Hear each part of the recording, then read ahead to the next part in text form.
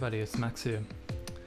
The Victorian Government is currently looking to extend the state of emergency by another 9 months, in effect securing the time frame originally sought during the first negotiations for emergency powers extension back in August last year. We've seen over the last 12 months that these powers essentially concentrate an unprecedented level of decision making in the hands of an unelected health bureaucrat. Although public support for the Andrews government and his coronavirus response has been positive since the spring months, as case numbers from the second wave receded and eventually ground to a halt, I am quite concerned that yet another 9 months of extraordinary powers is being sought after nearly a year of this pandemic having played out already. With Prime Minister Morrison looking to pull back stimulus spending, it remains to be seen how the economy, which is already drowning in astronomical debt as it is, will be able to stand up if severe lockdowns remain the standard option whenever a breakout of the virus is observed, even if it only is one case. Although economists, the RBA, and of course the federal government are quite happy to spruik the supposed strength of the economic recovery, with migration capped heavily and tourism dollars not materialising due to closed borders, not to mention the large chunk of wealth Australians have committed to an ever-growing housing market, one wonders how long this house of cards can remain standing. With that said, we hear every day that we are in some sort of transition from a pandemic to a new normal. However, exactly when is the Andrews government going to actually acknowledge this with the appropriate legislation? Are permanent emergency powers a part of the new normal? But more concern to me, are the voting public in this state willing to simply hand over the keys to their freedom to a government who still hasn't taken appropriate accountability for their earlier handling of the second wave? Interestingly enough, 2 of the key crossbenchers from the last vote which successfully passed the upper house have voiced concerns, particularly Fiona Patten, who has been able to wield significant influence due to her closeness to the Andrews government, despite lacking true political allies in Parliament. She mirrored comments made by Liberal Democrat David Limbrick in September relating to the fact that COVID-specific legislation should have been introduced by now, rather than simply extending the broad and overreaching emergency powers that allow Andrews to bypass the legislative process entirely in his response to the threat of coronavirus.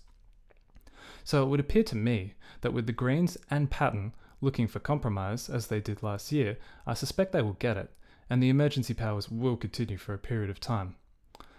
Animal Justice MP Andy Medic appears poised to support the bill, explaining he'll follow a similar process to the last vote upon careful consideration of the health advice.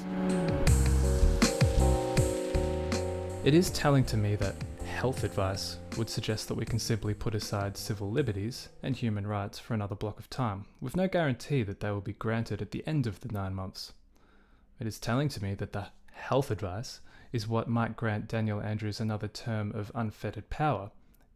even though the minister tasked with managing public health quite obviously implied he had covered up his own failings in that department over hotel quarantine last year.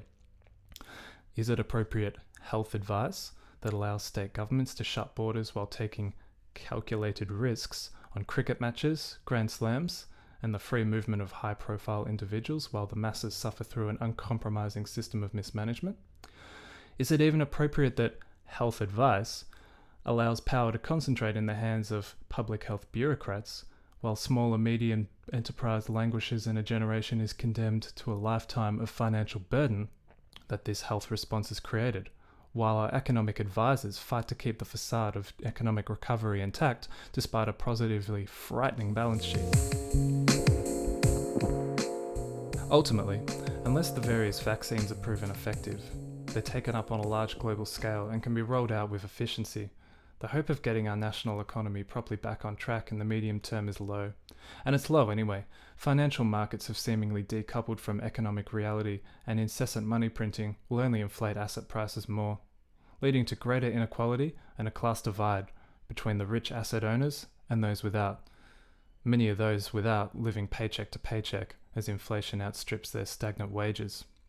It is of no surprise to me then that both socialism and authoritarianism are being so openly lauded and now adopted, to some degree, by Western democracies at an increasing rate. In Australia, at least, the cultural fear of facing economic reality is only trumped by an intense fear of the virus itself, and the priorities of both government and the voting public have sadly demonstrated this comprehensively. It is clear to me that we should have less and less faith in our governments, central banks, institutions, and large corporations, as they covertly aim to enrich and empower themselves at the cost of the little guy. If you want the lives of people to improve, don't give them more power. Stop supporting their right to exercise emergency powers and demand that they legislate laws that protect us on a health and economic basis, because while they might claim to be saving lives from the virus, a generation will be living with the consequences forever.